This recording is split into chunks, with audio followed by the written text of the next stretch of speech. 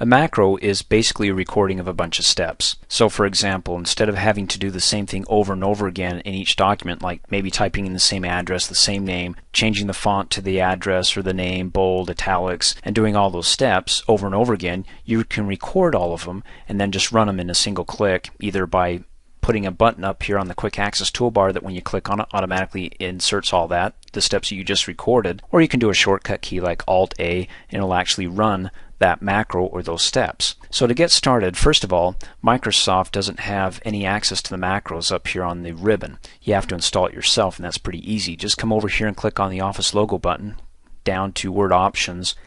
Under the Popular group, we're going to check the box Show Developer tab in the ribbon. Well, congratulations, you're now a developer because you're doing a little programming here, or actually recording. Click OK and automatically, boom, there it is on the Developer tab. Now to get started, all you have to do is come up here and click on the Record Macro button, or you can come down here on the Word frame and it's the same button. You can click Record to get going. And once you click on it, it's going to ask you for a name. Of course, you can have more than one recording for different purposes. This one's going to be my address, business address.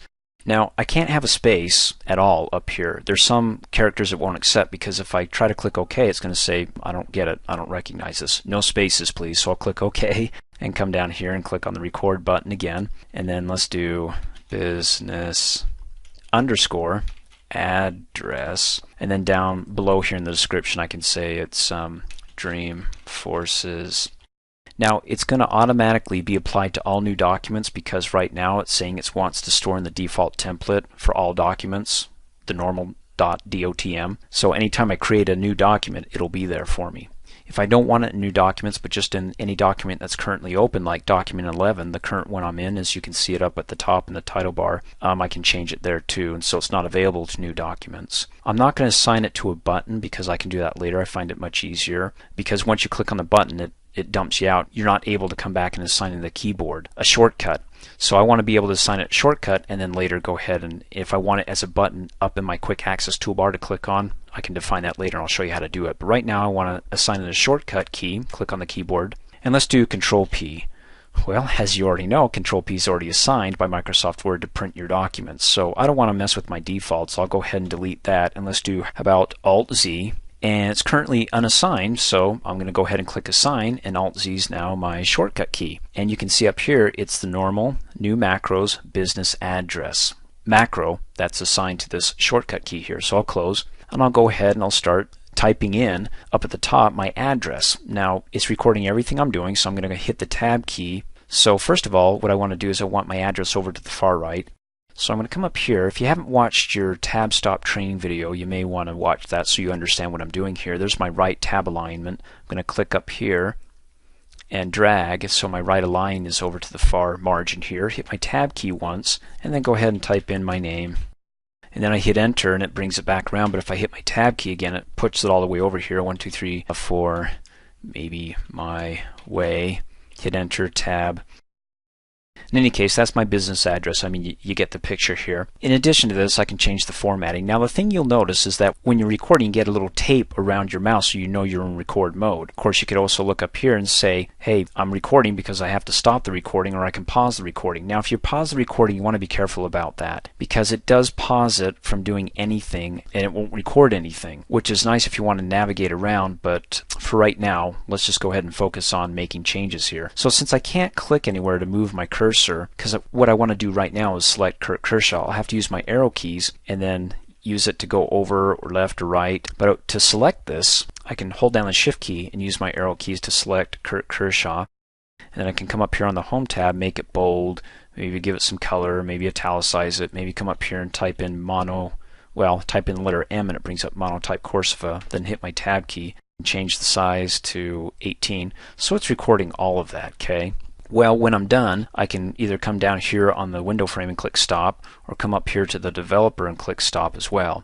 Now let me show you what happens if you do decide to pause it. If I pause my recording and I come down here, it's not recording what I'm doing right now, but it gives me functionality with my mouse, and I can highlight that in red. And let's say I want to go back and resume my recording.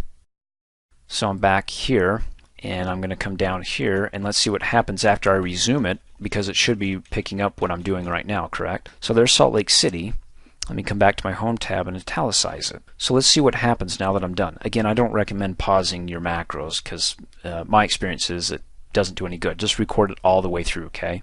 So now that I'm done, I can come back here to the Developer tab and click Stop Recording, and that's it. Let's see what happens. Let me go ahead and click Office Logo to New and double click on a blank document, and let's see what happens when I do my Alt-Z. Wow, look at that, it automatically adds it for me. But you see what it didn't do? Now this makes sense. I paused my recording. It didn't actually record the highlight in red of My Way. Also, when I resumed my recording, it didn't pick up also the italics for Salt Lake City. So again, I don't recommend pausing your recording when you want to record everything that you're doing, obviously.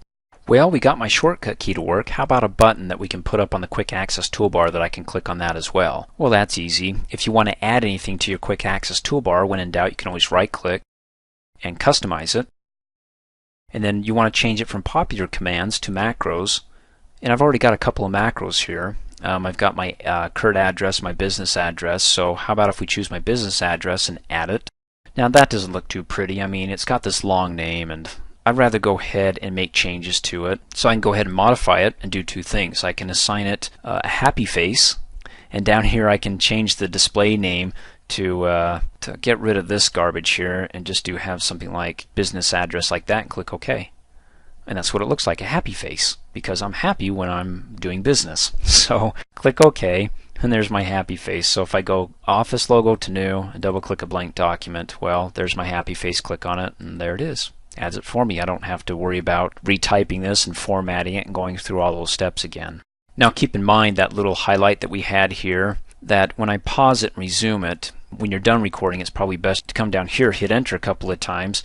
So when you hit your macro next time, you can just go ahead and start typing in the person's address, person's name and address, and so on. So you don't have to stop right there. You can give yourself a little leeway in the recording by hitting enter a couple of times. So that's where your cursor last leaves, so you can just start typing and picking up where you left off. Okay, let's take it a step further now. What if you made a mistake and you didn't want the color red, or you didn't want the 1, 2, 3, 4 My Way, maybe it was 1, 2, 3, 4, 5? Well, I don't recommend editing your macros, and I'll show you why. Let's go to the Developer tab here, and let's take a look at our macros. And there's the two macros right here. If it's the business address that I want to change, I can select it and click Edit, and it opens up a Visual Basic editor here. Now, I don't know about you, but I'm not too familiar with Visual Basic, but there are some things that do make enough sense that I could make changes to. You want to be very, very careful when you come in here, because if you add an extra space, comma, dot, or anything, you could really mess this up. So it's probably best to delete your macro and re-record. But here's some basic things that you can do. Like, for example, it's got Kurt Kershaw here, and it's 1, 2, 3, 4, 5 My Way. As long as it's within the quotes here, I'm okay. Another thing that may help you make sense, like the color red, well, how about if I change that to blue? I mean, very, very basic stuff. You might be okay with making changes in here, including the size. Instead of 18, how about if we just did size 10, something small. Monotype Corsiva, you can type in Times New Roman. In any case, when you're done, you can come up here to File and go Close and Return to Microsoft Word. And let's go ahead and run that. Let's do it from a new document. And click on my happy face. Hey, look at that. Not too bad. So if you want to do minor changes within editing your macro as far as color, maybe text, I think you'll be okay. But to look at all that coding to make changes, I recommend re-recording your steps again. Of course, you can come back to your developer and go to your macros and come in here and delete them and click OK. Delete all of them. And then, of course, start re-recording. But then you got your happy face up here. We no longer need him. So we can remove him from the quick access toolbar, and we're good to go. Also, your macro security, you'll find this in Microsoft Word and Excel, that when you click on it, your macro settings may be to disable all macros without notification or disable all macros with notification. You can also change your security to say enable all macros. Basically, what bad people can do out there is they can record a macro, send you a document with a macro in it, that when you accidentally run it by clicking on a button or something, or just open up your document, there could be a virus in there, because again, you're dealing with coding. So the only time you may want to be able to enable all macros is if it's your own home computer and you're doing your own macros. Otherwise, you may want to do something a little bit more secure to disable all without notification. I'm just going to leave it the way it is, or better yet, not even mess with it and click cancel. Thanks for watching. Hey, as a quick reminder, if you like my video, please give it a thumbs up. You can also click on me and subscribe to my channel, get notified of the latest videos, and for only $2 a month, you can have access to all my Microsoft Office training videos.